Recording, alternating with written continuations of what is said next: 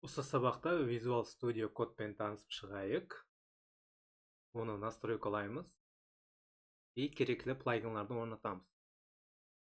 Visual Studio кодты ұстану кеткен болсаңыз, 2 мәрте басып кірейік. Интерфейсі кәдімгі окномен теңдей развернуть, вернуть и X деген кнопкасы бар. Кету деген. Сіздерде қараңыз. Мынандай кнопкалар болуы мүмкін, сіздерде азғантай болуы мүмкін, оны өздеріміз қосып ала береміз.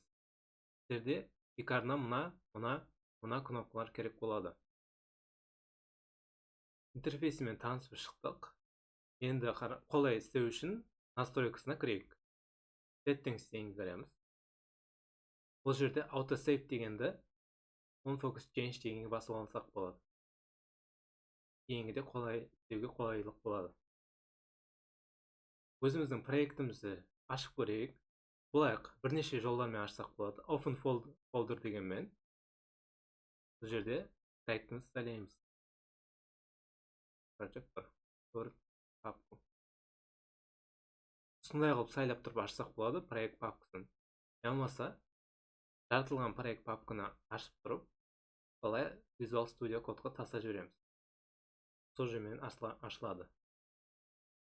Енді баста индекс HTML ашып көрейік. Мына кнопкаға бастым. HTML деп жаздым.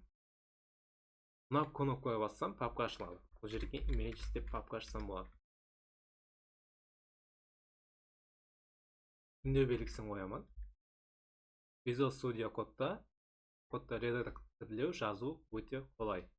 Оның үшін Visual Studio кодына пайдаланамыз. Енді керекті плагинларымыз осы программаны жүргізу үшін керекті плагинлар орнатып алайық. Autoclose tag жұмыс үшін қолай. Бұл жерге жазың autoclose tag деп. Үстіне установить деген болу керек, install ямысы установить деген болу. Бұл жерге установить деген басың. Rename деген бар. Rename'ді орнатамыз. Live server.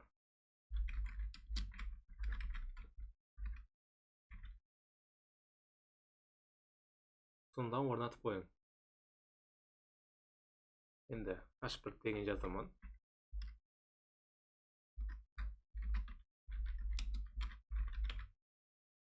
Маған қайттан Explorer айтадым. Ең Live serverді орнатқаннан кейін, керекті плагинларды орнатып қойғаннан кейін, сіздерде мына жерде астында бір кнопка болады, Go Live деген. Бұны басамын. Проектім іске түседі. Hello World деген шықты. Енді бірден бір өзгертіп кіртсем.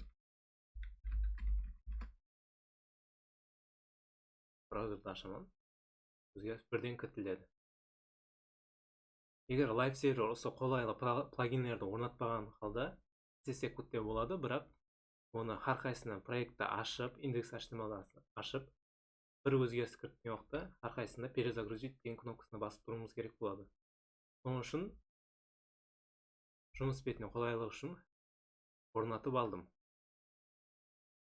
Live Serverді. Мен қайта интерфейсімен танысып шыға беремін. Өзіңізге шрифтін үлкен қылып қойсаңыз болады, кішкентай қылып қойсаңыз болады. Оны қалай қыламыз? Ctrl деген кнопканы басып, плюсті басасыз. Плюс жұмыста тең. Үлкейеді, кішейеді. Минусты бассаңыз, кішейеді. Өзіңізге қолай форматта қойып алың. Маған осындай көру қолай. Горячий клавишаларды көрейік.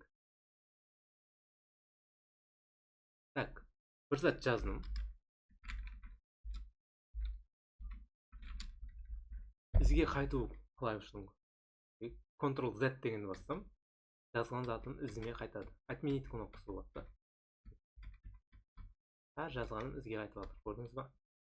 Енді соны алдыға қайтару үшін, вернуть қылу үшін, Ctrl Y деген кнопканы басамыз. Өзіне бар жазып шығады. Тағы бір кнопка бар. Форматтар деген.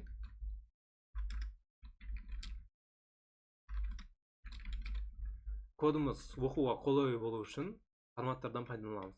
Ол қалай? Мысалды көрсетейін. Alt Shift F бассам, автомат түрде адам өзіне қолайлы, оқуға қолайлы қылып береді. Сіздерде енді сол программаларды осылай ететін.